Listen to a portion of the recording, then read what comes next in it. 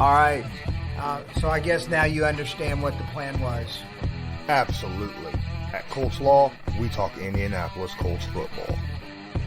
We're going to stick to what we know, fundamentals and technique, 1% better every day.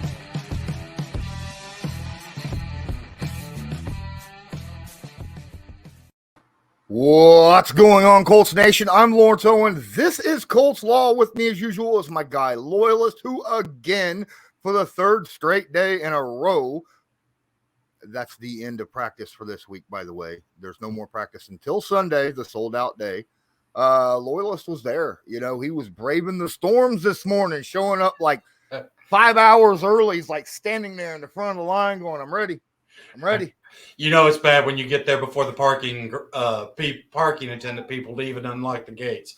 They said, I was there at 8:45 this morning. They're like, a little early, and I'm like, well, if they're only allowing 750, I want to make sure I'm at least one of them. There you go. That's dedication to you guys. Speaking of dedication, I want to give a quick shout out to those people that joined us yesterday on the live stream. We had some donations. I really, really appreciate that. Colts Fan 57 dropped $10. Inside the Horseshoe Podcast redid their Patreon pledge. Then they dropped $10 on the live stream yesterday. TJ Joe dropped $5 through the super chat, and Justin Trichter. Sorry if I mispronounced your name. My apologies. Join the Patreon as well. You can join the Patreon by clicking the link in the bottom of the description of this video. Plus, obviously, you can donate as well to the channel. If you use that donation link in the description of this video, you will definitely be shouted out just like these guys were. Thank you so much. It is much appreciated. Now, to get on today's practice, a lot was said about the offense today. They're talking about how the defense really won the day earlier this week. Today, apparently, wide receivers, tight ends had a good day. Is that what I'm hearing? Yeah. As far as in the 7-on-7 and stuff, they did really good. You know, I mean, we've seen some flashes from some of those younger guys. I mean, I'm mixing them. Ogletree, though, went up just wham, big old monster. You guys remember when Mo Alley Cox did that a few years ago in the game? Well, it was in the center of the end zone, but yeah, you seen Drew Ogletree go up for it, made a spectacular one-handed catch today. Well, I also heard that there was one in the corner of the end zone that he caught, and that there was like a nice midfield catch that he had as well, which is great because we haven't heard a lot from Ogletree until recently. Yeah.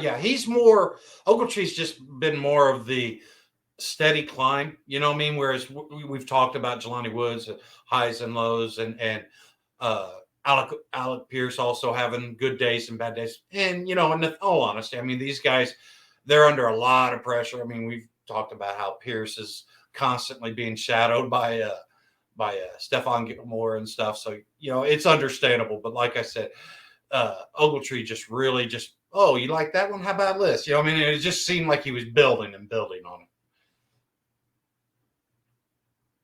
Sorry, I realized that I was muted there. There was also an amazing catch, one-on-one down the sideline by Ashton Dulin with Rodgers right on his hip.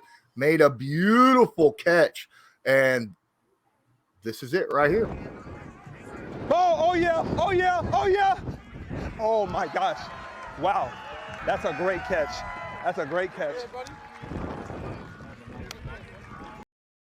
Isaiah Rodgers couldn't have been in a more perfect spot right there to defend that pass, and Dulin just went up over him and mossed him, much like what we saw a lot last year from Michael Pittman Jr. Has Ashton Dulin's stock rose so far this training camp? Absolutely. If it hasn't, then he's ticked off somebody in the powers that be, because he is really, I mean, he made his bones. You know, he did his job last year at special teams, did a phenomenal job. You know what I mean? But this year, that wide receiver, he's just flashing here, flashing. That catch, I believe, was from yesterday's practice. You know, today, you know, it was was a little overcast, and man, that field was wet. But you know what? He still sat out there and put out some really good catches today. Awesome. So here's another question.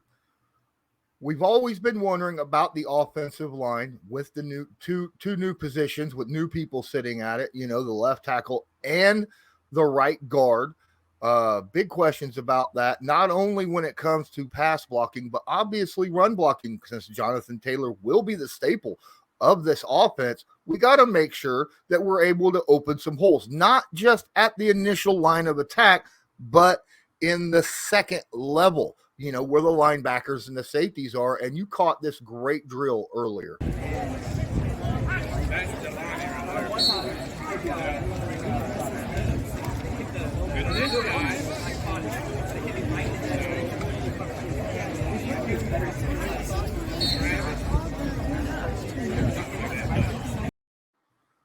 Why don't you take a moment, explain this drill and why this drill is so important, not just for veterans, but especially the new guys? Yeah. See, this drill, like you said, this is okay. You make your initial contact, you take care of the guy, and then you elevate to the second level. And the thing is, it makes this so important. Is this is what turns all them awesome JT runs from the 4 to 6 yards variety all the way to the let's take it to the house for 60 yards. This is the one. This is the drill that's going to really enhance that. Ryan Kelly's spectacular at this. He's always been a real. Quentin Nelson, of course, is spectacular at everything.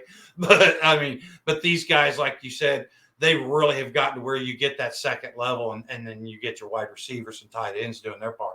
But like you said, you're talking about that left tackle position and the guard position. And that was something that I was questioning with Penner last year.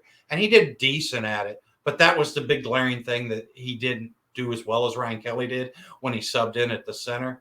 And like I said, if he can sit there and elevate that and build, get that 1% better. Let's add this tool to the toolbox, because we've talked about, we don't think JT's going to get as many runs, but that efficiency, if he's not going to get as many touches, let's make sure that he gets his yards through turning these 5-6 yard runs, like I said, into 20 and 30 yard runs.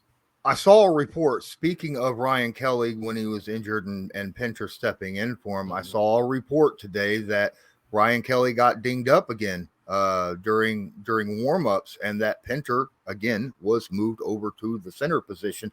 Did you see that? Yeah, it wasn't actually during warmups though. What it was they did 11 on 11 multiple times, and I think it was the first 11 on 11, he had to come out and stuff, and they were looking at his leg. I'm not sure if it was a knee or a calf. I couldn't get it. You know how the Colts are. They're gonna take care of that off to the side and stuff. But the good thing is he did make it back for the next series of 11 on 11. So he did come back and finish out practice today. Any other guys that were either missing from this practice or left during practice? Well, as you guys know, Shaquille Leonard and Michael Strawn still are not practicing. And forgive me, it was raining, so I had to type my notes in my phone here today, guys. So, but we had, let's see here, where am I? Chris Williams. I couldn't find his name last night in the live, but he's the D tackle that is in a boot. He was still in a boot. You got Dennis Kelly, Forrest Ryan, DeMichael Harris. And I don't know why they weren't dressed. I mean, they were there. They just weren't dressed and stuff. Brandon King, Armani Watts, Tyson Williams, the running back that we picked up. And then, I think that's most all of them. But like I said, these guys were there. The one that I am a little keeping an eye on is Chris Williams, because he flashed so big last year, so much that it earned him a spot there for a while, So I'd like to see him and Strawn, if they can find a way to get on the field. This is important for these guys. This is where they're going to, make their names known and stuff, and maybe earn that spot, because the competition is just ridiculous in a good way. So I was seeing a little bit, we talked about this a little bit yesterday during our live stream, but I want to really get into it. I saw a video from Matt Ryan as a Atlanta Falcon, during a game, I'm assuming it was during the COVID season when there was no fans, because you could hear it like very loud and clear. He was at the line. He looked over, and there was a guy in motion, and he just said, "Get effing set," and he said the full word. All right, he was, and it wasn't like, you know, a nice tone either. It was like he was scolding the dude, right? Now we've talked about how he is very serious, very on point and aggressive when it comes to the guys around him. Are we seeing this on the practice field as well? Well, I can't really hear what they're saying on the field and stuff, but I have heard reports where it's every time they come out of the huddle, that's one of the first phrases. Let's go, get set, get set. You know what I mean? And you guys, I don't know if you remember, but Peyton Manning, he was very similar in that way. You know, let's get everything set. Let me do my magic and stuff. So, you know, hey, and you know, you see it just in the pace of things. You know, I mean, coaches talked about, we've talked about how, you know, everything's running really efficiently and stuff. And so I would say yes, as far as that goes. And as far as what he's saying to him or not, or maybe just everybody just coming out super pumped every day. I'm not sure. Absolutely. But hey, here's the thing. When it comes to a quarterback, also making sure your guys are set early, that'll give the quarterback and the center more time to scan that defense, right? Mm-hmm. To look for anything that's going on at that point and maybe make adjustments at the line, or, you know, make an audible call to, you know, counteract what the defense is playing. So this is a very important thing that Matt Ryan is doing that previous quarterbacks over the past couple of years are not. And it could pay serious dividends when it comes to adjusting to what a defense is doing, rather than, you know, just holding on to the football and praying for dear life that you don't get sacked. Absolutely. Matt Ryan, you know, we'll get to see some of his Omahas, as Peyton used to always go. Absolutely. Guys, please don't forget to smash that like button. It helps so much with the analytics and gets it out there to more people to watch this video. We appreciate each and every one of you. Don't forget to subscribe if you're not subscribed. Tag that notification and make sure all notifications are turned on, because you're not going to want to miss a single thing. Is there any final words that you have before we get out of here? I just want to let everybody know, you know, that the defensive run stopping, that was a big question mark going into this. And I'll tell you right now, if anything that we've seen from Yannick and DeForest and Grover, I'm not worried. I mean, let's be honest. The run they're trying to stop is either Naheem or JT or Lindsey. And guys, I'll tell you right now, there's no easy yards out there for those guys right now. So that D line and the front seven has done real well at stifling the run. Absolutely. And I'm very impressed as I exit at the offense, doing very, very well. Generally, it's the offense that struggles early on in training camp. And because, you know, they have to adjust, they have to get in rhythm, especially with the new guys. It takes longer for an offense to do that walking into a training camp, and the defense don't have to, you know, adjust nearly as much to the new guys and they even have a new scheme, but it's the offense that has won the majority of the time so far in training camp. And does that spell good for the offense or bad for the defense? I would say, I don't know. I mean, when you're in the 11-11, that seems like the defense is winning the day. But whenever you see what the offense is doing, whenever they're in the 7-on-7 or the individual drills, where you're like, okay, I can see how this is working. And let's be honest, today, I mean, I feel like the offense had the advantage because, like we said, the footing was messy. I mean, the Grand Park did a phenomenal job getting the field ready because, I mean, it was raining all the way up until, you know, practice started at 12 o'clock. But the thing is Matt Ryan's also making that offense. I mean, man, these windows that he's throwing, like you showed that clip earlier with Doolin and Roger. Roger's got to be like, I'm there. What more do I? But Matt Ryan is just hitting these little windows. And a lot of us there at the camp today were talking about it. Awesome. Again, thanks everybody for watching.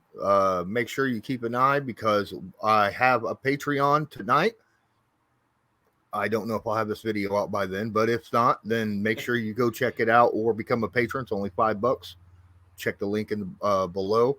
Also the donations. You can check out my merch shop, the Backroom Collection, if you're looking for anything for your Colts Cave, or if you're, you follow a different team, there's stuff there for other teams as well. And hey, once again, thank you so much. I'm Lawrence Owen. That's Colts Loyalist. And as usual, have a good one.